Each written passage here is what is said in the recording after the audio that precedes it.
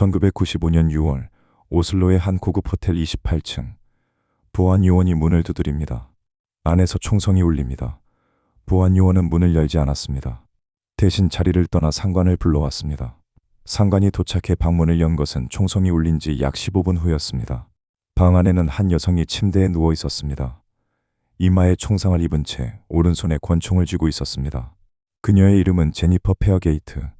적어도 그녀는 그렇게 말했습니다. 30년이 지난 지금까지 그녀가 진짜 누구였는지 아는 사람은 이 세상에 아무도 없습니다. 저는 닥터 코르보입니다. 오늘은 현대범죄 수사 역사에서 가장 기묘한 미해결 사건 중 하나에 대해 이야기해 보겠습니다. 노르웨이 경찰은 이 사건을 자살로 결론지었습니다. 99.9% 확실하다고 했습니다. 그런데 여러분, 그 나머지 0.1%가 문제입니다. 그 0.1% 안에 설명되지 않는 것들이 너무 많거든요. 이야기를 처음부터 해보겠습니다. 1995년 5월 31일 밤 10시 40분경 노르웨이의 수도 오슬로 도심 한복판에 우뚝 솟은 플라자 호텔. 당시 오슬로에서 가장 높은 건물이었고 지금은 레디슨 블루 플라자라는 이름으로 불립니다. 이 호텔의 로비에 한 젊은 여성이 나타납니다. 목격자들의 증언에 따르면 그녀는 우아하고 세련된 복장을 하고 있었습니다. 영어와 독일어를 구사했으며 눈에 띄는 억양이 없었다고 합니다. 어느 나라 사람인지 짐작하기 어려운 그런 종류의 말투였던 겁니다. 그녀는 프런트 데스크에서 체크인을 진행합니다. 이름은 제니퍼 페어게이트. 호텔 등록 양식에 이 이름을 직접 적었는데 흥미로운 점이 있습니다. 자기 이름의 철자를 2번이나 틀렸습니다. 페어게이트가 아니라 퍼게이트로 적었던 겁니다. 자기 이름을 자기가 틀리는 사람, 여러분은 그런 경험이 있으십니까? 그녀는 동반자가 있다고 했습니다. 로이스 페어게이트라는 남성이 나중에 합류할 예정이라고요. 하지만 이 남성은 끝내 나타나지 않았습니다. 그의 정체에 대해서는 잠시 후에 다시 말씀드리겠습니다. 지금은 더 이상한 것부터 짚어야 합니다.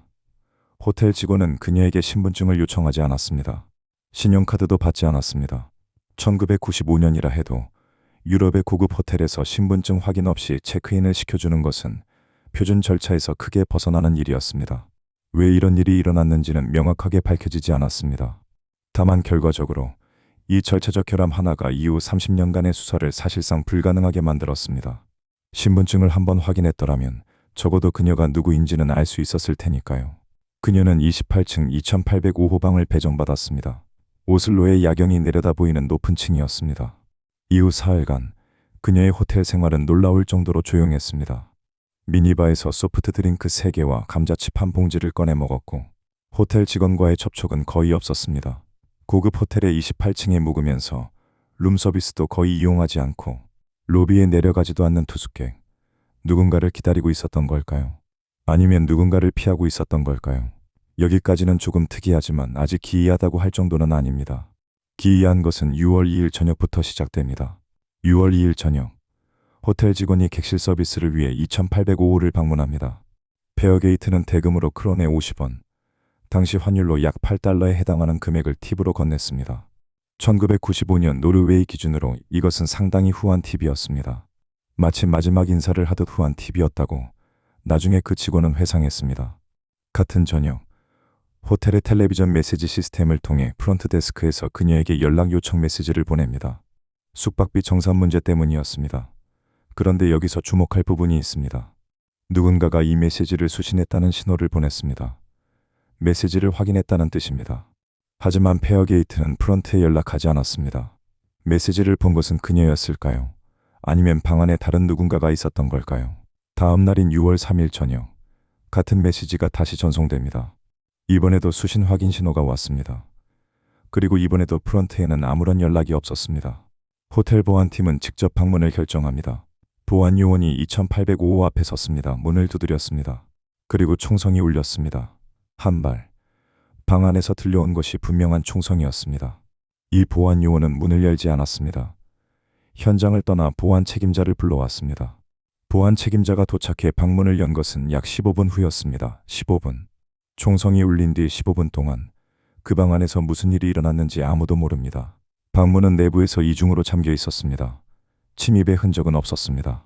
보안 책임자가 마스터키로 문을 열고 들어갔을 때 제니퍼 페어게이트는 침대 위에 누워 있었습니다. 이마에 총상을 입은 채였습니다. 오른손에 9mm 브라우닝 권총을 쥐고 있었고 손가락은 방아쇠 위에 놓여 있었습니다. 다른 손가락들은 권총의 뒤쪽 그립을 감싸고 있었습니다. 베개 하나는 뒹굴려 있었고 다른 베개는 뒤집혀서 그녀의 머리 아래에 있었습니다. 법의학 조사 결과 두 발의 탄환이 발사된 것으로 확인되었습니다. 하나는 그녀의 이마에 박힌 치명상이었고 다른 하나는 베개와 침구류를 관통한 뒤 바닥에 박혀 있었습니다. 노르웨이 경찰은 현장을 조사한 뒤 자살로 판정했습니다. 99.9% 확실하다고요. 사건 종결. 아직 말씀드리지 않은 것이 있습니다. 수사관들이 2805호방을 샅샅이 뒤졌을 때 그녀의 소지품에서 발견된 것과 발견되지 않은 것의 목록은 소름이 끼칠 정도입니다. 발견되지 않은 것부터 말씀드리겠습니다. 여권이 없었습니다. 운전면허증이 없었습니다. 지갑이 없었습니다. 신용카드가 없었습니다. 열쇠가 없었습니다. 개인 위생용품조차 없었습니다. 1995년에 국제여행을 하는 사람이 여권 없이 고급 호텔에 묵고 있었다는 뜻입니다. 이것만으로도 충분히 이상하지만 더 이상한 것이 있습니다. 그녀의 옷을 살펴보겠습니다. 모든 의류에서 라벨이 제거되어 있었습니다. 전부입니다. 브랜드 태그, 세탁 표시, 사이즈 라벨, 제조국 표시, 모조리 잘려나가 있었습니다. 단 하나, 블레이저 한 벌만 라벨이 남아 있었습니다. 나머지는 완벽하게 제거된 것과 대조적으로요. 누군가가 그녀의 옷이 어디서 만들어졌는지, 어디서 구매되었는지 추적하는 것을 원하지 않았던 겁니다. 그리고 한 가지 더, 하의가 없었습니다. 치마도, 바지도, 레깅스도 없었습니다. 그녀가 입고 있던 속옷 외에는 하의라고 부를 수 있는 것이 아무것도 없었습니다. 그녀는 어떻게 호텔 로비를 통과했을까요?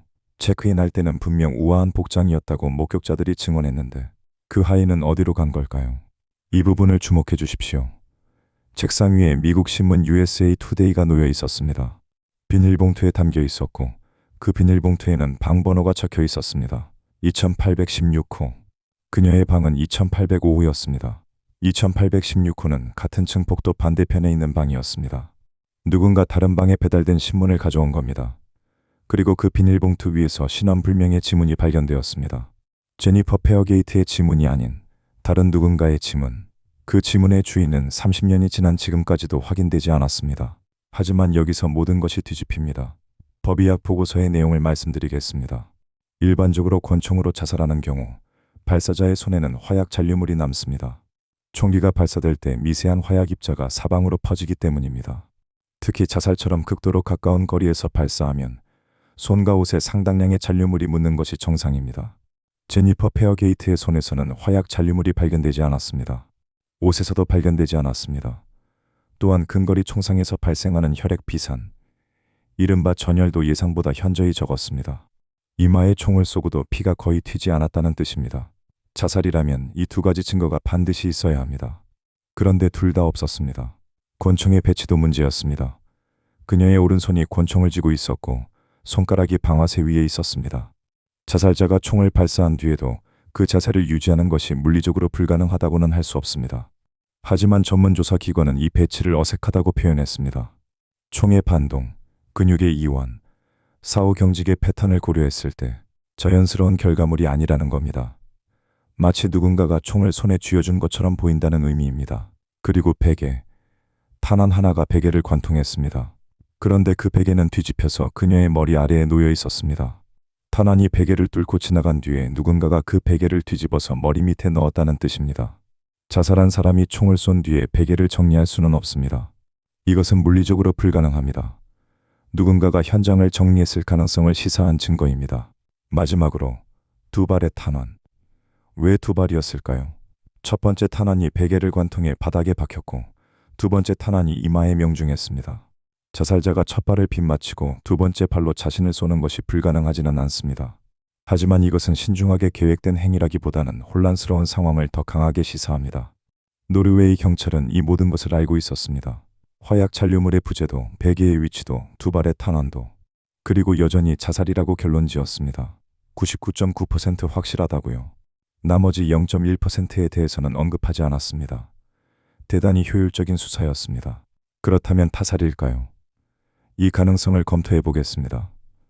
그녀의 신원이 완벽하게 위조되어 있었다는 건, 모든 라벨이 제거되어 있었다는 건, 신분증이 전혀 없었다는 건, 이 모든 것은 누군가가 그녀의 신원 추적을 의도적으로 차단하려 했음을 보여줍니다.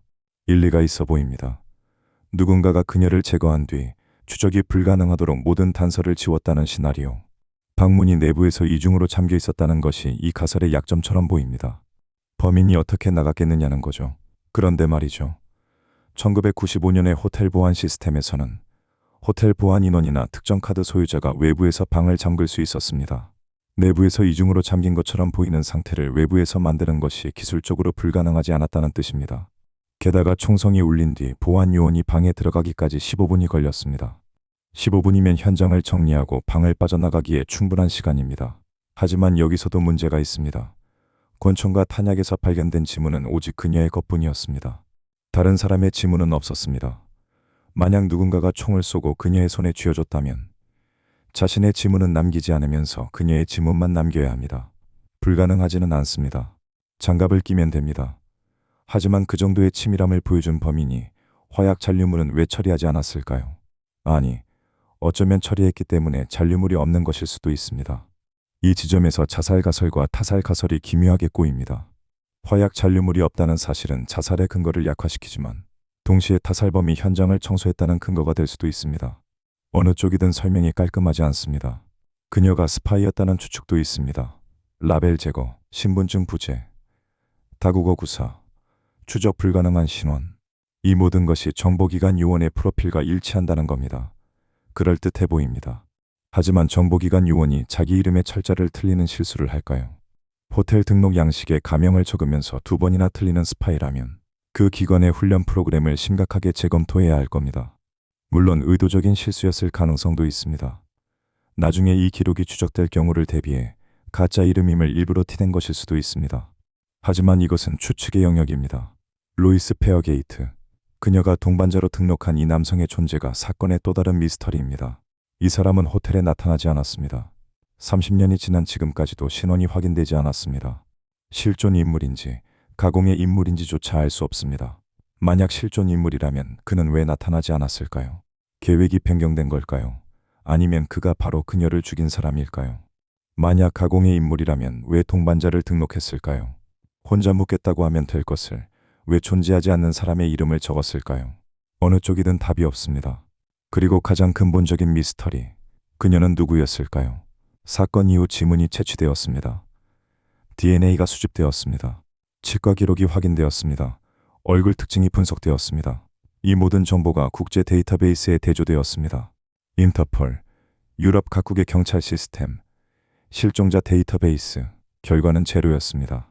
일치하는 기록이 단 하나도 없었습니다. 이것은 그녀가 범죄 기록이 없었다는 뜻일 수도 있고 어떤 국가의 공식 신원 시스템에도 등록되지 않은 사람이었다는 뜻일 수도 있습니다.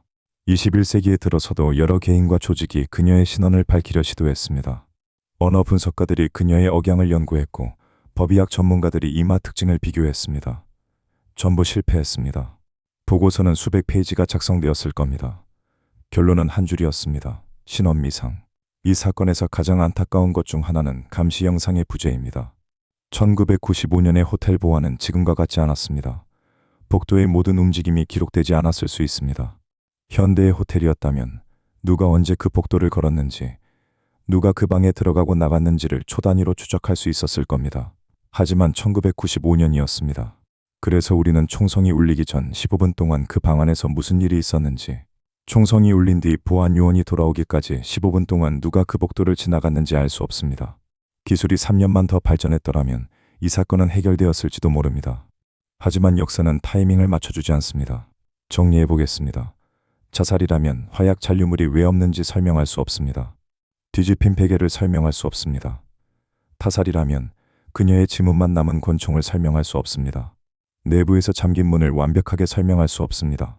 스파이 이론이라면 철자를 틀린 가명을 설명할 수 없습니다. 어떤 가설을 선택하든 반드시 설명되지 않는 구멍이 남습니다. 노르웨이 경찰은 가장 간단한 설명을 선택했습니다. 자살. 구멍은 무시했습니다. 수사는 종결되었습니다. 여러분, 한 가지만 더 말씀드리겠습니다. 제니퍼 페어게이트라는 이름은 가짜였습니다. 그녀의 여권은 존재하지 않았습니다.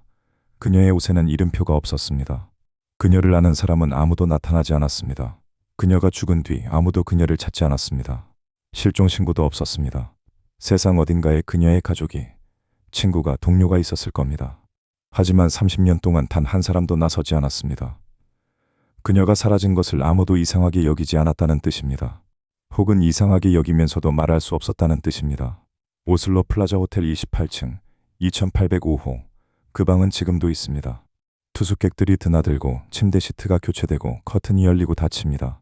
1995년 6월 3일 저녁, 그 방에서 총성이 울렸을 때 보안 요원은 문 앞에 서 있었습니다. 문을 열지 않았습니다. 15분을 기다렸습니다. 그 15분 동안 그 문 너머에서 무슨 일이 있었는지 우리는 영원히 알 수 없을 겁니다. 확실한 것은 하나뿐입니다. 그녀가 누구였든 이 세상은 그녀를 잊어버렸고 그녀의 진짜 이름은 아무도 불러주지 못했다는 것. 저는 닥터 코르보였습니다. 이런 이야기가 더 궁금하시다면 구독을 눌러주십시오. 저는 도망가지 않습니다. 다만 답을 찾는 데 시간이 좀 걸릴 뿐입니다.